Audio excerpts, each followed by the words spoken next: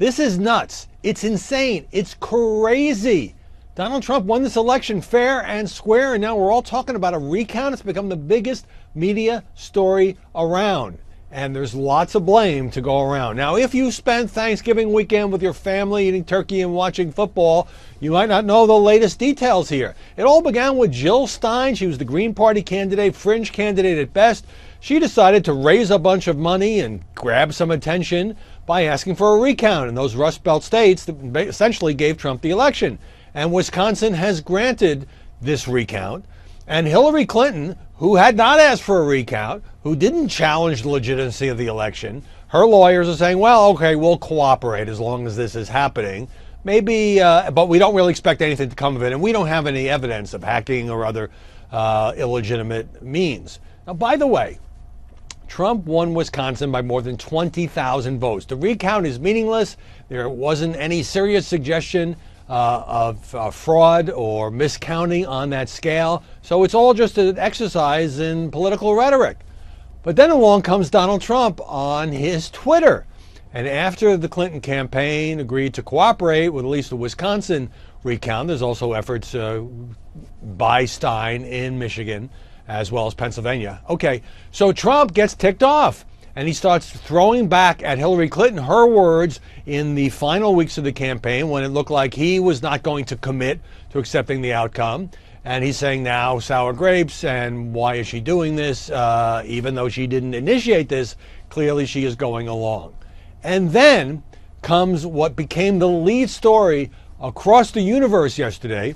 Front page of the Washington Post and the New York Times and Politico's homepage and all of that.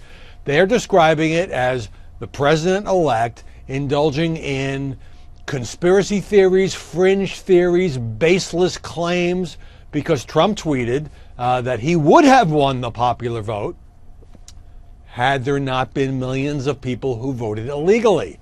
Now, I have to say at this point, there is no evidence of millions of people voting illegally. There may have been some smaller scale voter fraud, as there is in many elections, and the Trump campaign hasn't produced any evidence of millions of people voting illegally, but it's not quite clear why Trump is going there. I understand he's kind of ticked off about Hillary Clinton getting about 2 million more overall votes than he did, but it's irrelevant. He's the next president. Just ask Al Gore how that works.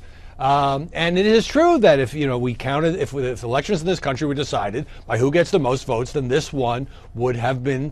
Everybody would campaign differently. They'd spend a lot of time in California, and New York, and Texas, and Illinois, and big states, and Florida, and run up the total. Instead, you got to go to small states who can put you over that magic 270. But Trump has more than 300 electoral votes. So now you have the surreal spectacle of the guy who won the election complaining about fraud in the election, which could be used to fuel efforts for more recounts, none of which is going to change the outcome. Donald Trump will be the 45th president of the United States, but it sure is a bizarre turn of events, and the media are going to feast on this, I think, for weeks to come, when the guy who won is raising questions about the legitimacy of the election. Remember when he used to call it rigged?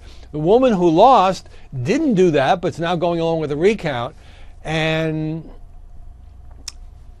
I'm kind of speechless. I think this is much ado about nothing, but as a political matter, it's a story that has to be covered.